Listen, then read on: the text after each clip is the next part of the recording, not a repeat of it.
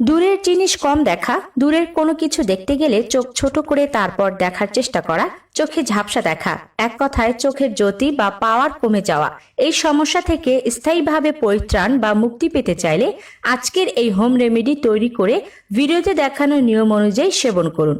ফলাফল হাতে নাতে পেয়ে যাবেন। ছোট থেকে বৃদ্ধ পর্যন্ত সকল বয়সের মানুষ নিশ্চিন্তে এটি সেবন করতে পারবেন।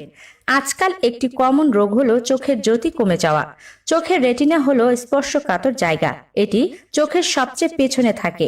এতে 10টি লেয়ার রয়েছে। এখানে আলোটা পড়ে।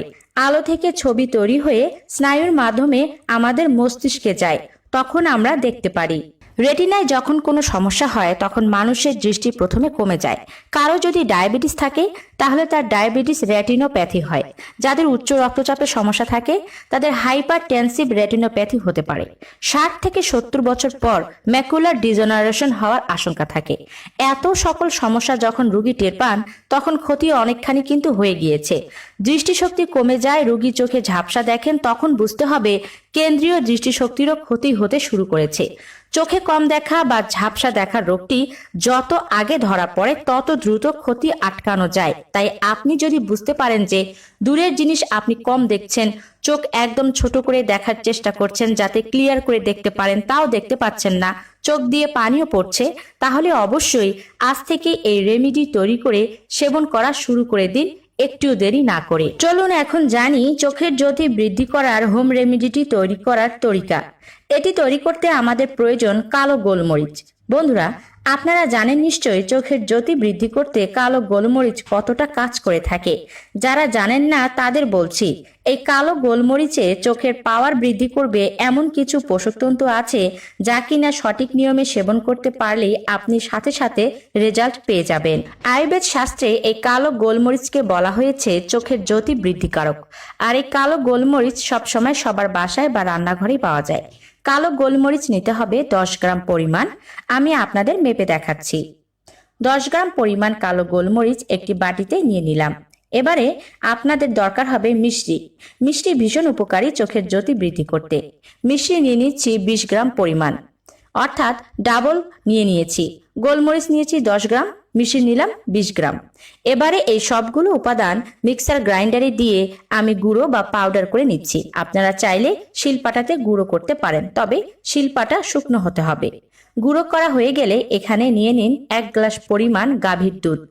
গাভীর দুধ হলে সবচেয়ে ভালো ও দ্রুত রেজাল্ট পাবেন। এবারে 1 চা চামচ পরিমাণ এই গুঁড়ো দুধে দিয়ে ভালোভাবে মিশিয়ে নিন।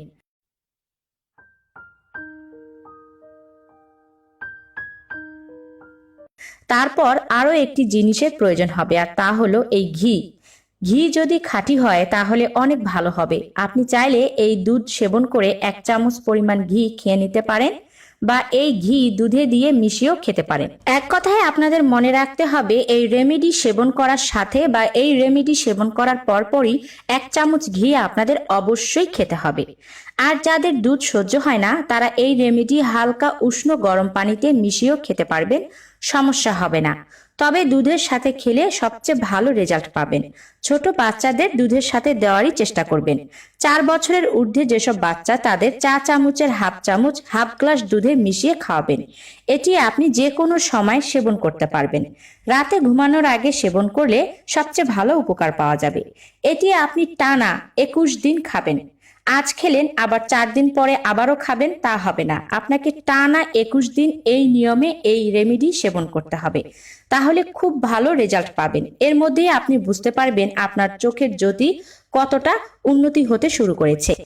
এই ছিল চোখের জ্যোতি বৃদ্ধি করার আমার আজকের গুরুত্বপূর্ণ একটি ভিডিও। আশা করি আজকের এই ভিডিওটি আপনাদের অনেক উপকারে আসবে, ভালো লাগবে। উপকারে আসলে ভালো লাগলে অবশ্যই ভিডিওটি শেয়ার করে দিন, যাতে আপনার শেয়ারের মাধ্যমে আরো অনেকেই উপকৃত হতে পারে। চ্যানেলে নতুন হয়ে থাকলে চ্যানেলটিকে সাবস্ক্রাইব করে চ্যানেলটির পাশে থাকুন। দেখা হচ্ছে পরবর্তী কোনো এক ভিডিওতে। সবাই ভালো থাকবেন, ধন্যবাদ।